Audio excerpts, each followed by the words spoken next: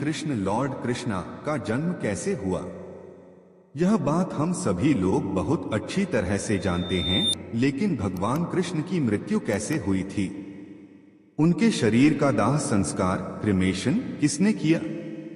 इन सवालों के जवाब शायद आपको पता नहीं होंगे। इनके बारे में जानने के लिए सभी लोग उत्सुक हैं, तो आज हम आपको बताते हैं कि आखिर भगवान होते हुए भी श्री कृष्ण की मृत्यु कैसे हो गई। पुराणों में मान्यता है कि भगवान कृष्ण का जन्म 3112 ईसा पूर्व में हुआ था।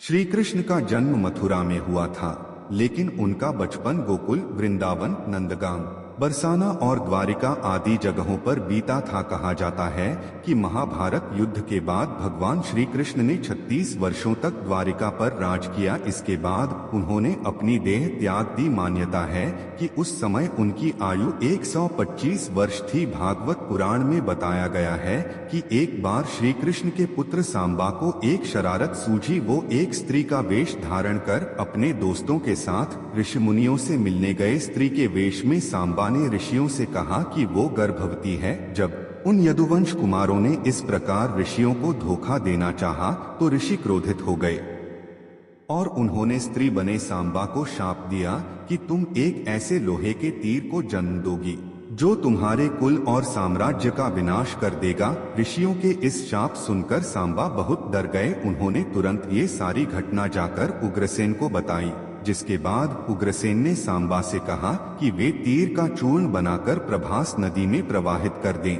इस तरह उन्हें उस शाप से छुटकारा मिल जाएगा। इसके बाद सांबा ने ऐसा ही किया। साथ ही उग्रसेन ने ये भी आदेश पारित कर दिया कि यादव राज्य में किसी भी प्रकार की नशीली सामग्रियों का ना तो उत्पादन किया जाएगा और ना ही वितरण होगा। इस घटना के बाद द्वारका के लोगों ने कई अशुभ संकेतों का अनुभव किया, जिसमें सुदर्शन चक्र, श्री कृष्ण का शंख, उनका रथ और बलराम के हल का अदृश्य हो जाना शामिल है। इसके अलावा वहां अपराधों और पापों में बढ़ोतरी होने लगी। द्वारिका में चारों ओर अपराध और पाप का माहौल व्याप्त हो गया। ये देखकर श्री कृष्ण बहुत दुखी हो गए और उन्होंने अपनी प्रजा से ये जगह छोड़कर प्रभास नदी के तट पर जाकर अपने पापों से मुक्ति पाने को कहा। उनकी बात को सब लोग मानकर प्रभास नदी के तट पर गए, लेकिन वहां जाकर सभी मदिरा के नशे में चूर हो गए और एक दूसरे से बहस करने लगे।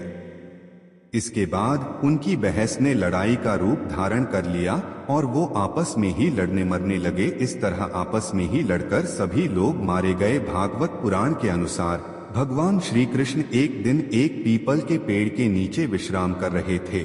तभी जरा नामक एक बहेलिये ने श्री कृष्ण को हिरण समझकर दूर से उन पर तीर चला लिया, जिससे उनकी मृत्यु हो गई। आपको बता दें कि ऋषि द्वारा कृष्ण के पुत्र सांब को दिए शाप के अनुसार श्री कृष्ण को लगे तीर में उसी लोहे के तीर का अंश था जो सांबा के पेट से निकला था और जिसे उग्रसेन ने चूर्ण बनवाकर नदी में प्रवाहित करा दिया था। इस तरह ऋषि के शाप के अनुसार समस्त यदुवंशियों का नाश भी हो गया था और गांधारी के शाप के अनुसार महाभारत के युद्ध के बाद श्री कृष्ण के 36 वर्ष भी पूरे हो गए थे।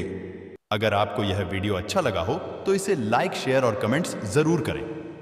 इसी तरह के अन्य वीडियो देखने के लिए चैनल को सब्सक्राइब करें और बेल आइकॉन को क्लिक करें।